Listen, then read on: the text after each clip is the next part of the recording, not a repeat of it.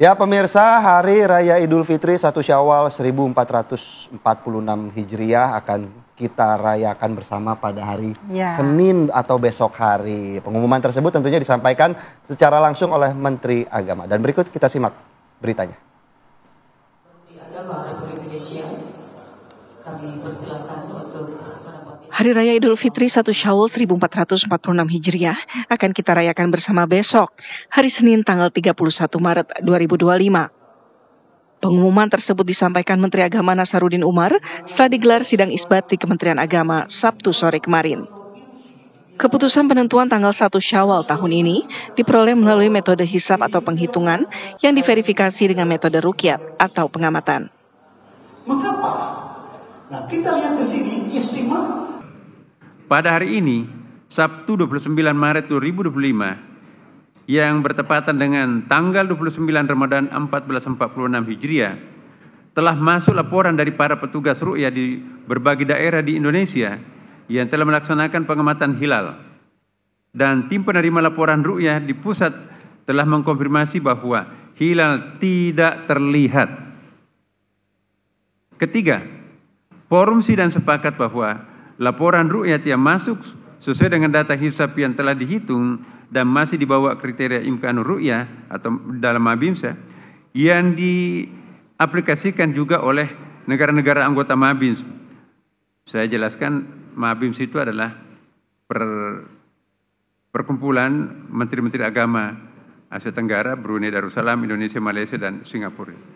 Oleh karenanya, berdasarkan hisab posisi hilal wilayah Indonesia yang tidak memenuhi kriteria Mabims, serta tidak adanya laporan hilal terlihat, maka disepakati bahwa tanggal 1 Syawal tahun 1446 Hijriah jatuh pada hari Senin tanggal 31 Maret 2025 Masehi. Dengan demikian terjadi istikmal, jadi disempurnakan menjadi 30 hari puasa kita pada hari ini. Jadi malam ini untuk seluruh wilayah Indonesia masih kita tetap melakukan sholat tarawih.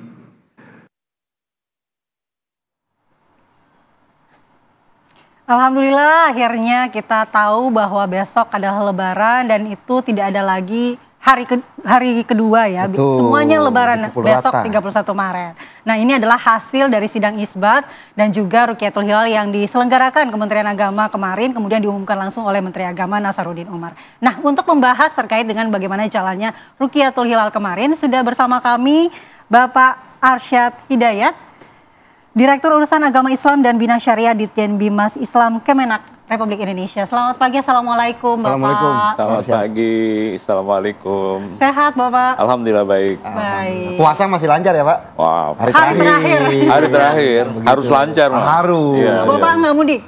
Saya insya Allah mudik hari besok. Besok ya? Ya setelah sholat Id. Nanti supaya mungkin jalannya lebih lancar lah. Lebih lancar kalau hari Lebaran ya Pak ya? Betul. Mudiknya kemana Pak kalau boleh tahu?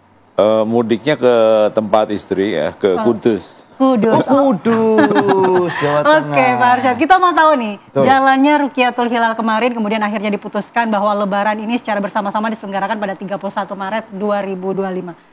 Ya, jadi kemarin tanggal 29 Maret atau bertepatan dengan tanggal 29 Ramadan kita melaksanakan sidang isbat. Jadi sidang isbat ini kan merupakan agenda tahunan yang diselenggarakan oleh Kementerian Agama dalam rangka menetapkan awal bulan ya, tidak mesti awal bulan Syawal, awal bulan Ramadan ataupun awal bulan Hijriah ya.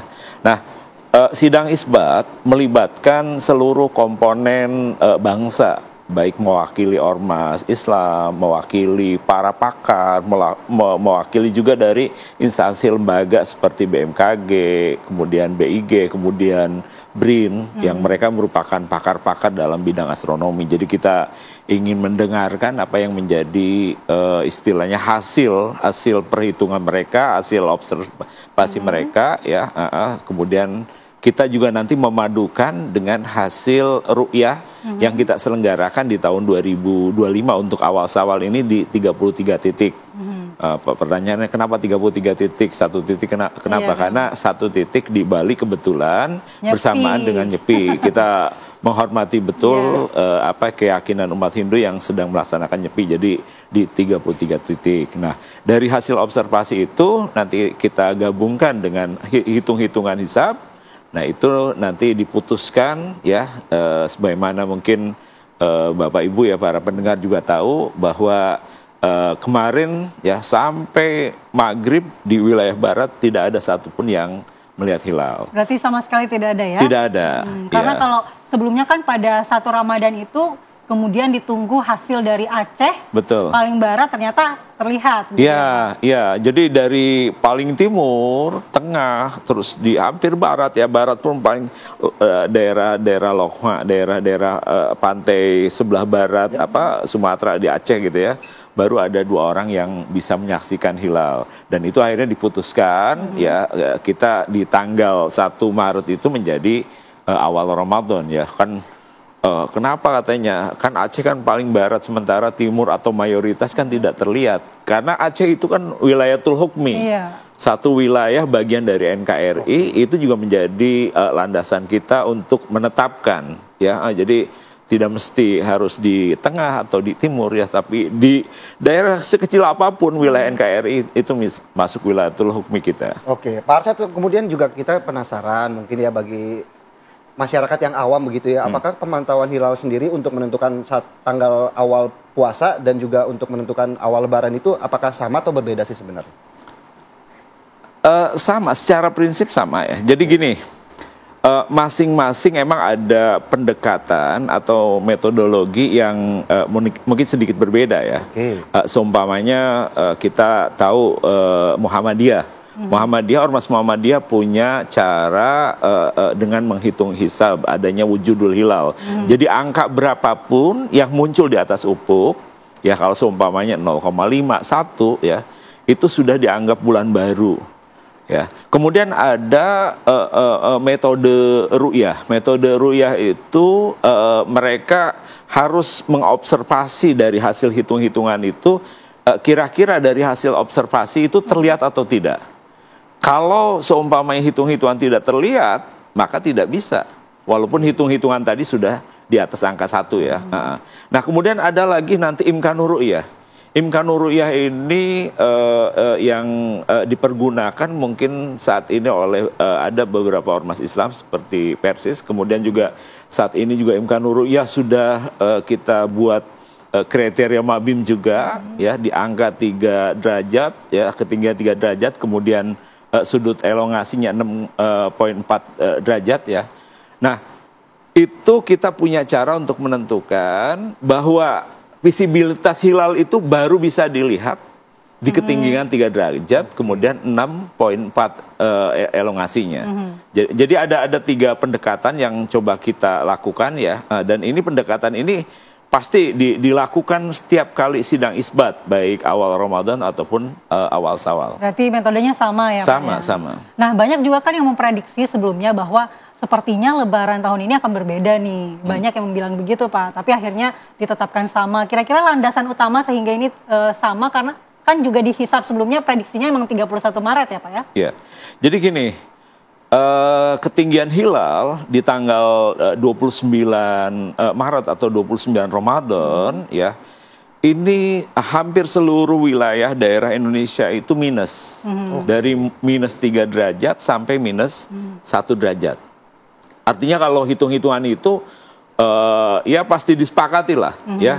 Muhammadiyah yang notabene mempergunakan pendekatan wujudul hilal pasti mengatakan masih minus, nggak mungkin bulan baru.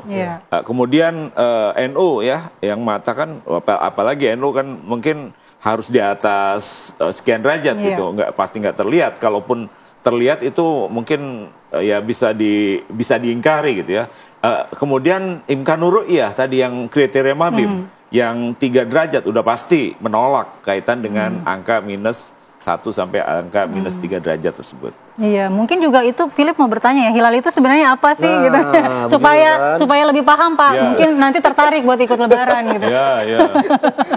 Iya, mungkin ini bisa dijelaskan mungkin, Pak. Hilal itu bulan baru ya. Kayak bulan baru, bulan sabit itu yang seperti apa ya? Yang kayak pokoknya bulan sabit itu tahu kan?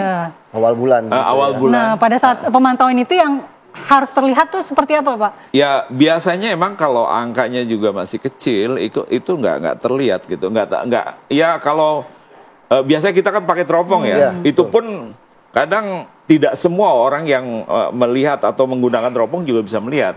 Jadi orang-orang tertentu yang pas posisinya mungkin pada saat itu bisa melihat, baru bisa menyatakan dia melihat gitu ya. Oke. Kalau kemarin semuanya sama ya, tidak terlihat sama tidak sekali ada ya, yang Pak. melihat. Apakah ada faktor-faktor lain? cuaca mungkin Pak Arsyad? Saya kira kemarin kita tidak ada hujan juga ya, mungkin ada sebagian daerah mungkin hujan, tapi umumnya cerah alhamdulillah gitu. Jadi artinya kalaupun angkanya itu mungkin di atas 3 atau 4 atau 5 ya, mungkin besar kemungkinan terlihat ya. Ya kayak kemarin disampaikan di dalam seminar ya oleh Pak Cecep ya. Hari ini kalau mau lihat ru'yah ya di tanggal 30 Maret itu pasti kelihatan jelas banget. Sudah terlihat jelas.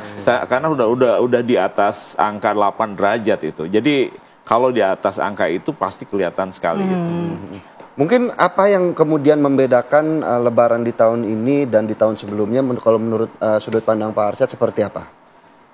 Saya pikir untuk tahun 2025 ini kita ya dari sudut Kementerian Agama, kita emang ada satu surat edaran Menteri Agama nomor 2 tahun 2025.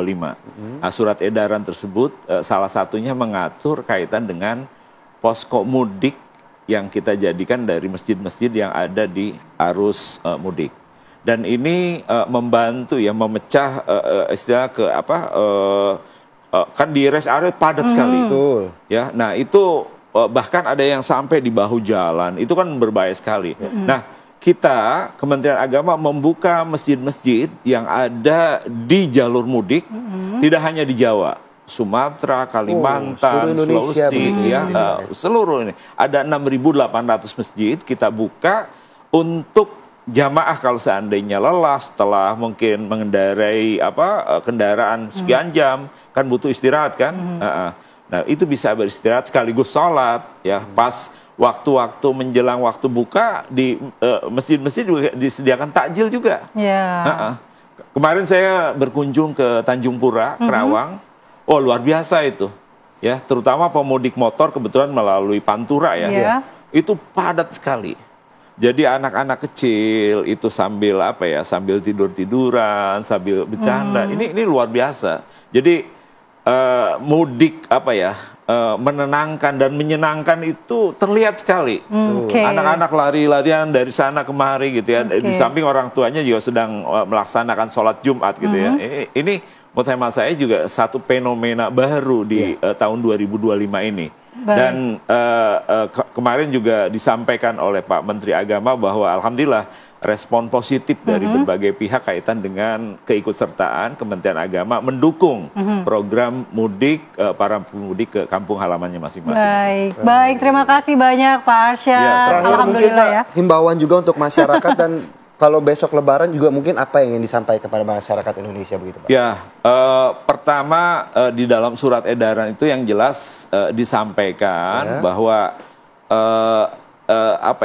khutbah Idul Fitri yang disampaikan tolong membawa pesan-pesan damai, membawa pesan-pesan ukhuwah supaya tidak ada saling menjelekan, saling meminggirkan. Ya, kemudian kita juga kepada para pemudik ya dengan segala kondisi tetap jaga keamanan, kenyamanan dan ketertiban juga. Artinya ketertib lalu lintas tetap harus dijaga ya, sehingga bisa sampai ke lokasi tujuan dengan selamat. Baik Pak Arsyad, imbauannya ya semoga tertib besok karena Lebaran bersamaan, jadi pasti lokasi-lokasi sholat ini padat. Jadi harus tetap tertib begitu ya Pak. Terima kasih banyak Pak Arsyad waktunya. Selamat mudik besok Pak ya. Selamat Lebaran juga. Sama-sama. Mohon maaf lahir batin. Sama-sama Pak. Lahir batin juga Pak Arsyad. Nah, pemirsa tadi juga sudah diimbau ya, tetap jaga keamanan buat besok yang mulai bakal open house begitu. Ya udah kan banyak.